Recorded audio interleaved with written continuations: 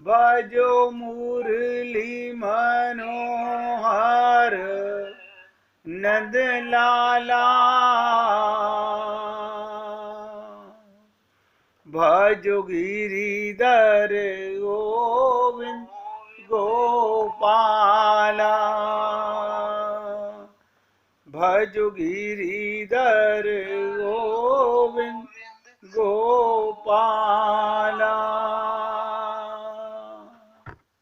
भजो मुरली मनोहर नंद लाला, भजो मुरली मनोहर नंद लाला, भजो गिरिधर गोविंद गोपाला, भजो गिरिधर गोविंद गोपाला, भजो मुरली मनोहर नंद लाला, भजो मुरली मनोहर नंद लाला, भजो गिरिधर गोविंद गोपाला, भजो गिरिधर गोविंद गोपाला। बोलिए वृंदावन बिहारी लाल की जय जय श्री राधे, जय जय श्री राधे। सभी भक्तों से निवेदन, बहुत एकाग्रचित होकर सत्संग के प्रत्येक शब्द को पूरी एकाग्रता के साथ हृदयंगम करने का प्रयत्न कीजिए। कल आपके साथ शोबरी मुनि की चर्चा चली। शोबरी मुनि के बारे में जो आपको बताया गया वो था ज्ञान और वैराग्य के लिए, क्योंकि उन्होंने जबरदस्ती माता पिता के कहने के बावजूद भी विवाह नहीं किया, इंद्रियों को बस में करने का प्रयत्न किया, लेकिन कितने देर कर पाए, कब तक कर पाए, ये आप लोगों ने सुना। लेकिन आप और हम लोग आपसे रोज निवेदन करते हैं, हमें सबसे सरल मार्ग, भक्ति का मार्ग, समर्पण का मार्ग, शरणागति का मार्ग, जिसके लिए कोई कायदा कानून नहीं है,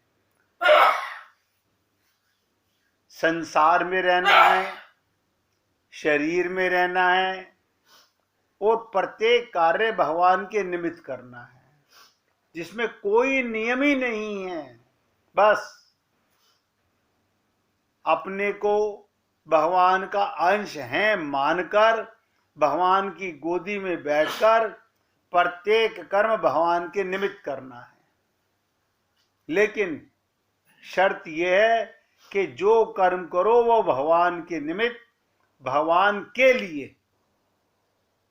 बस यहां पर हम थोड़े से स्वार्थी हो जाते हैं, अपने परिवार का, ये अपनापन नहीं, अपनेपन को हटाकर भगवान का पन ले आइए। जो करे सो हरि के लिए करे, करने वाला भी वही होता है। लेकिन हम लोग अभिमान बस, अहंकार बस ऐसी त्रुटियां करते रहते हैं।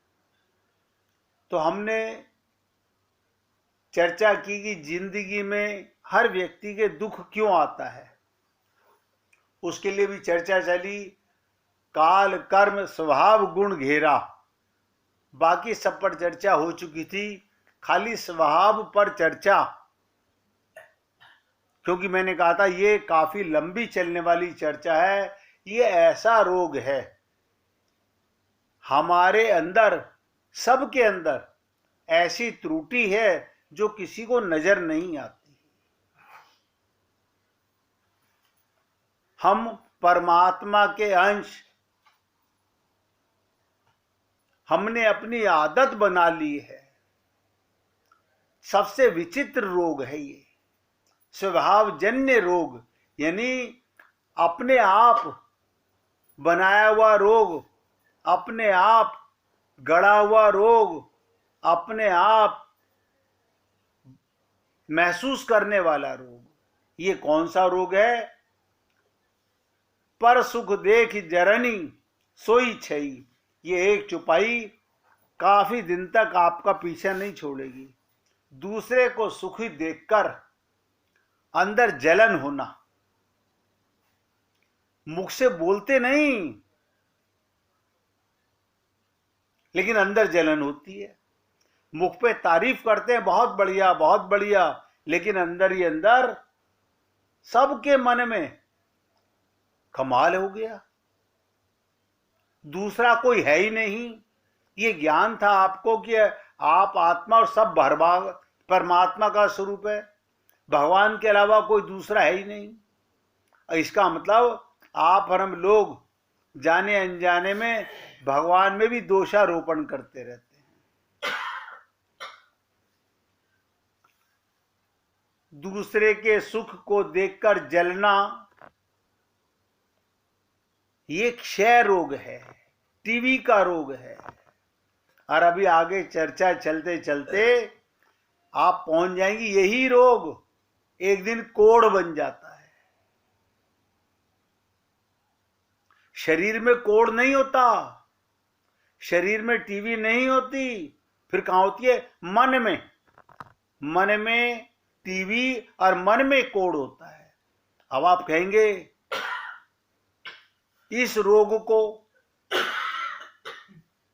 आप और हम लोग कितना समझ पाए? काफी प्रकरणों से आपको बताने का प्रयत्न किया जाएगा जिससे आप और हम लोग समझ सके कि ये रोग इतना विचित्र और हम सब लोग इसके रोगी हैं। अगर किसी से पूछ लिया जाए, सब मना करेंगे हमारे में ये रोग नहीं है, सब मना करेंगे हमारे में तो ये रोग है ही नहीं। अब ध्यान से सुनिएगा, इस चर्चा को शुरू करने से पहले आपको बताना चाहूंगा, ये जिंदगी ना मिलेगी दोबारा। जीव इस संसार में 84 लाख योनियों में भटकता रहता है। आप और हम लोग ही जीव हैं, भटक रहे हैं।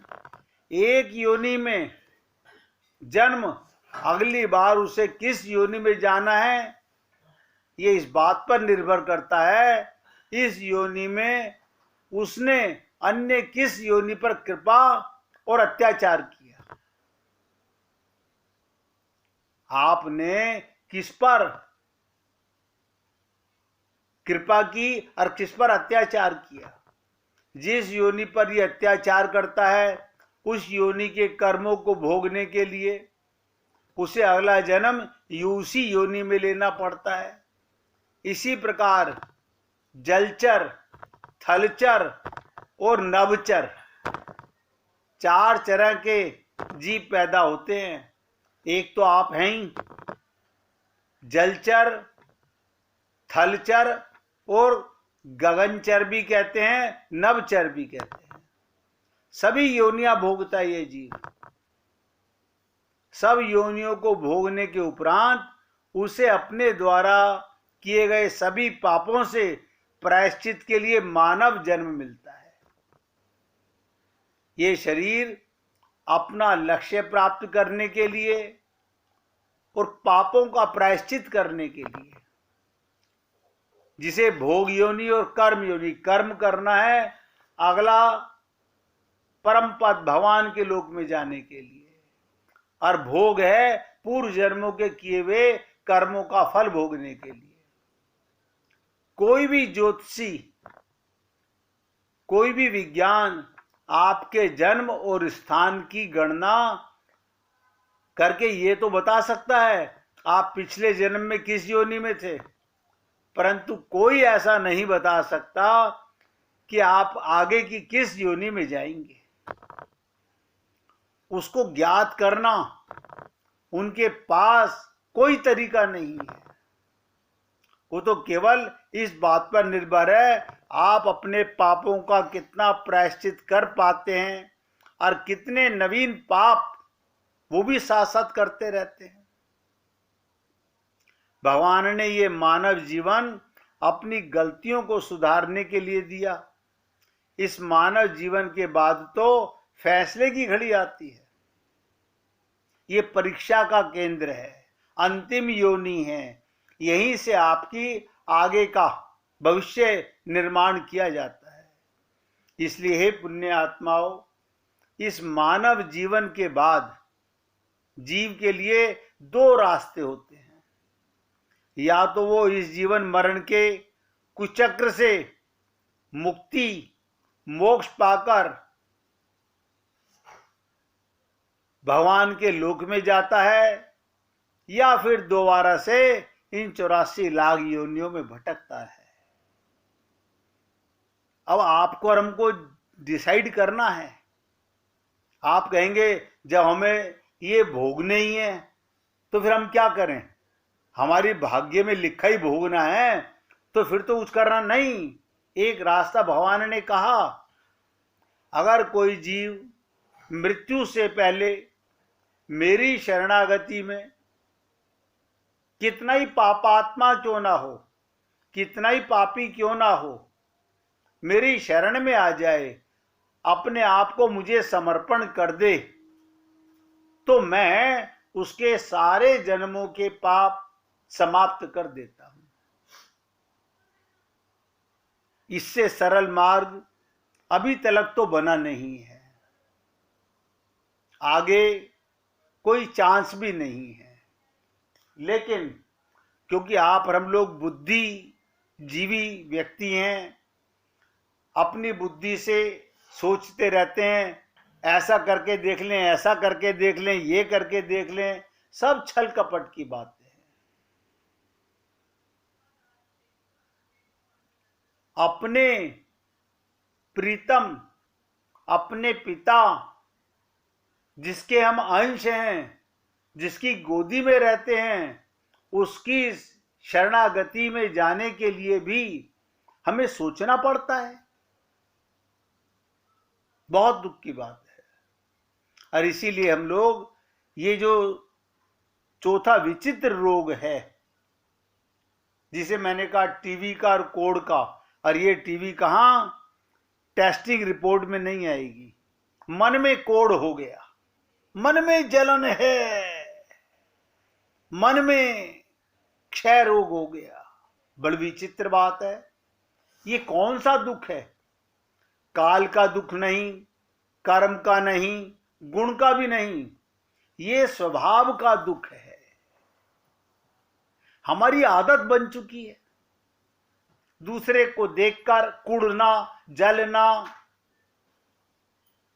कहेंगे नहीं, मुख से तो तारीफ करेंगे, लेकिन अंदर ही अंदर व्यक्ति का स्वभाव ही ऐसा बन गया है। ये काल कर्म गुण का नहीं, बल्कि व्यक्ति का अपना ही रचा हुआ दुख है। देखिएगा, खुद ही हम अपनी आदत ऐसी बना लेते हैं। हमारा सेल्फ मेड ये पाप है जो हमें भोगना पड़ता है। किसी वस्तु की कमी नहीं है, पर दूसरे का सुख देखकर जलन हो रही है। आपके पास कोई कमी नहीं है, मगर दूसरे का सुख बर्दाश्त नहीं हो रहा। जलने का स्वभाव ही बना लिया है। मैं कई बार आप लोगों से निवेदन करता हूं कि आदत ही बना ली है तुमने तो मुनीर अपनी, जिस शहर में भी रहना उकताए हुए रहना। हमेशा अपने मन में कोढ़ का, टीवी का, जलन का नेचर हो चुकी है व्यक्ति की। स्वभाव के संदर्भ में एक चर्चा याद आती है, सुना देता हूं कि कैसे आदत पड़ जाती है। वृंदावन के अंदर एक पंडित जी, उन्हें सुबह अगर अच्छा और स्वादिष्ट भोजन नहीं मिला, वो बहुत बिगड़ते थे। और इतना ही नहीं, सारा दिन उनका मिजाज खराब रहता था। सुबह भोजन अच्छा नहीं मिला, सारा दिन जले रहते थे। कथा में आते तो वहां भी उनको वही दुख कि सुबह अच्छा और स्वादिष्ट भोजन नहीं मिला। किसी से भी प्रसन्नता पूर्वक व्यवहार भी नहीं कर पाते। और इसके बाद अगले दिन रसोईया अगर अच्छा भोजन बना दे, ध्यान से सुनिएगा, अगर अगले दिन अच्छा रोज भोजन मिल जाए, ऐसी बात नहीं कि पंडित जी खुश हो जाएं, बल्कि उनका गुस्सा 100 गुना बढ़ जाता था और बिगड़ जाते। अरे मूर्ख, रसोइये के ऊपर तूने आज जैसा स्वादिष्ट भोजन कल क्यों नहीं बनाया? आदत पड़ चुकी है।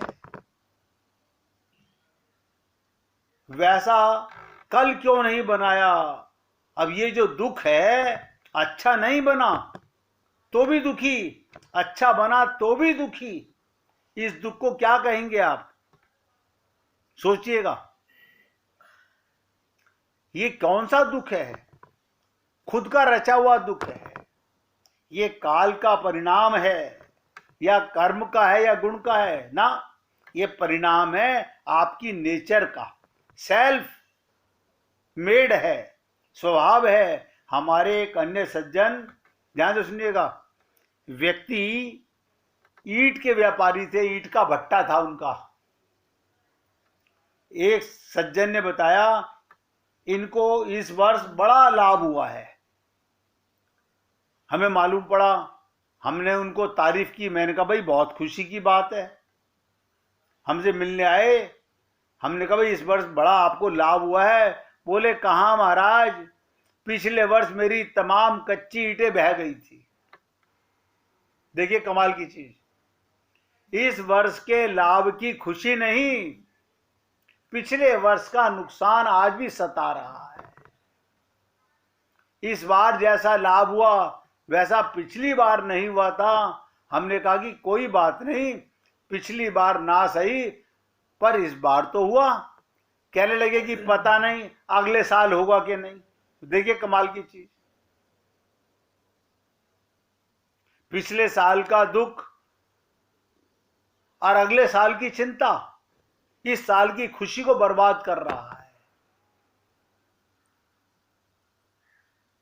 तो मैंने कहा अभी तो आपको लाभ हुआ है। तो कहने लगे क्या फायदा, मुझसे अधिक लाभ तो पड़ोसी को हुआ है। मैं 15 साल से भट्टे का काम कर रहा हूं, उसने अभी 2 साल से काम चालू किया है। मैंने कहा अब आपका दुख कभी नहीं मिटेगा। भूतकाल में ऐसा क्यों हुआ, भविष्य में पता नहीं क्या होगा, वर्तमान में हमसे अधिक लाभ पड़ोसी को हो रहा है, ये दुख क्यों?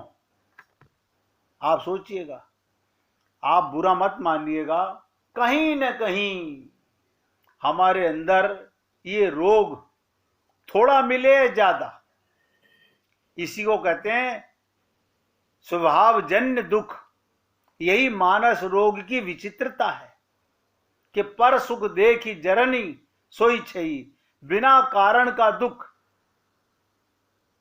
कोई कारण नहीं है, आदत बन गई दुख में रहने की। हमें भोजन ना मिले तो हम दुखी हों, दूसरे को भोजन करते देखकर हम दुखी हो जाएं, हमारे पास वस्त्र ना हो हम दुखी हो, ये तो समझ में आता है।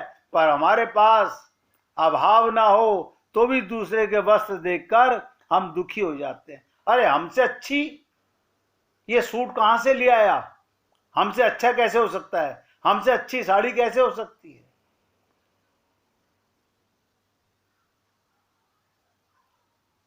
उन दुखों को किसी रूप में स्वीकार करना पड़ता है, पर स्वभावकृत जो दुख है वो अपना ही बनाया हुआ दुख है। हे पुण्य आत्माओं, यही रोग हमारे जन्म जन्मांतरों से चले आ रहे हैं। इसका अभिप्राय ये, अपने ही कुपत्थे से जो रोग हुआ है, अपने ही कुपत्थे से, अपनी ही भूल से हमें जो दुख पा रहे हैं, वो तो अपना ही बनाया हुआ दुख है। ये वो अपना ही बनाया हुआ रोग है। इस दुख का कारण है हमारा स्वभाव, यही मानस रोग है। इसको हम कैसे जीते हैं, इसकी चर्चा आपको काफी बार सुनने को मिलेगी और लगातार सुनने को मिलेगी। इसलिए आपसे निवेदन कर रहा हूं, पूरे एकाग्रचित्त होकर के सुनिएगा। संसार का स्वरूप ही दुखाल्यम है। हम ऐसे ही संसार को, शरीर को सुखी बनाने में लगे हुए हैं। भगवान श्री कृष्ण कह रहे हैं दुखाल्यम, संसार का क्या स्वरूप है, दुखाल्यम। लेकिन हम कहते नहीं, हम इसे सुखी बना के रहेंगे। मानव जीवन का सबसे बड़ी समस्या दुख, ये दुख मनुष्य के जीवन में अगणित रूपों में आता है। अब आप कहेंगे ये तो आपको जो एग्जाम्पल दिए एक दो हैं, अनंत रूप है इसके आने के। इस दुख की व्यापकता को देखते हुए ही गीता में 8वें अध्याय का 15वां श्लोक, 8वें अध्याय का 15वां श्लोक, भगवान श्री कृष्ण कह रहे हैं दुखाल्यम शाश्वतम, किंतु व्यक्ति इस दुख की समस्या का समाधान पाना चाहता है। मतलब भगवान कह रहे हैं कि संसार दुखाल्यम है, हम नहीं मानते, क्योंकि हम भगवान को भी झुकाना चाहते हैं। हम भगवान के भी अपने को गुरु मानते हैं।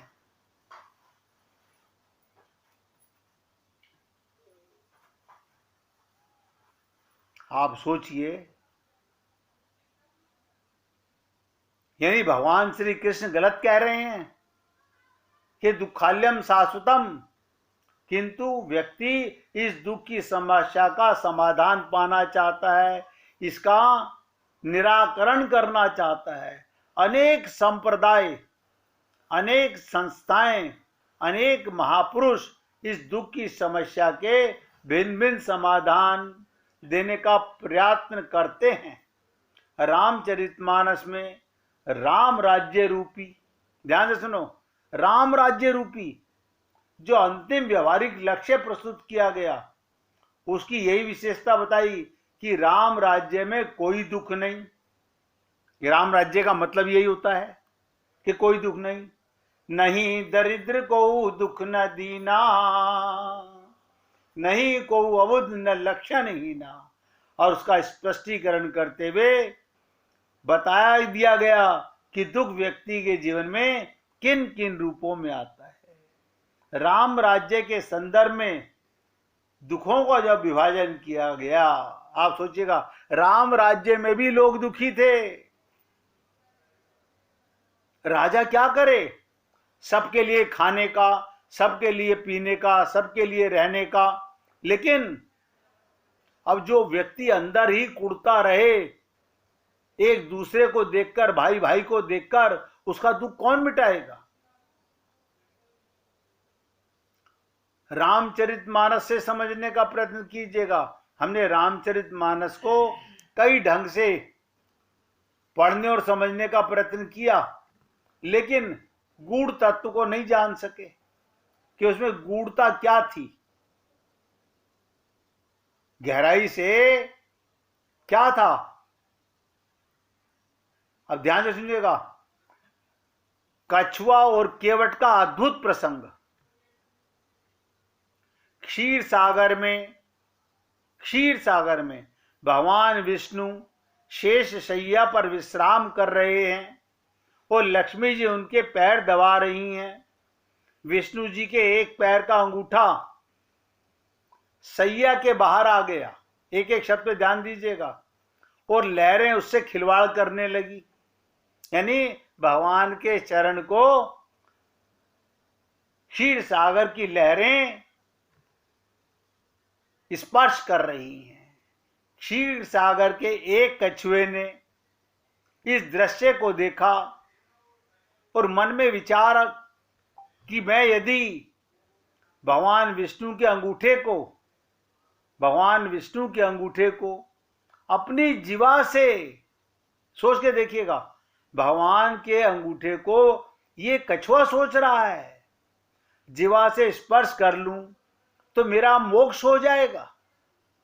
उनकी ओर बढ़ा। उसे भगवान विष्णु की ओर आते हुए शेष नाग जी ने देख लिया और कछुए को भगाने के लिए शेष नाग जोर से फुंकारे। फुंकार सुनकर कछुआ भागकर छुप गया।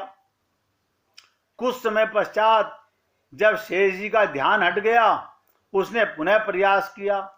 इस बार लक्ष्मी देवी की दृष्टि उस पर पड़ गई और उन्होंने उसे भगा दिया। इस प्रकार उस कछुए ने अनेकों प्रयास किए, पर कभी शेष जी जो लक्ष्मण जी बने हैं और लक्ष्मी माता के कारण उसे कभी सफलता नहीं मिली। यहां तक कि सृष्टि की रचना हो गई। सतयुग बीत जाने के बाद भी त्रेता युग आ गया।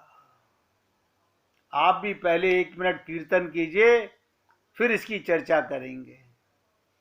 रघुपति राघव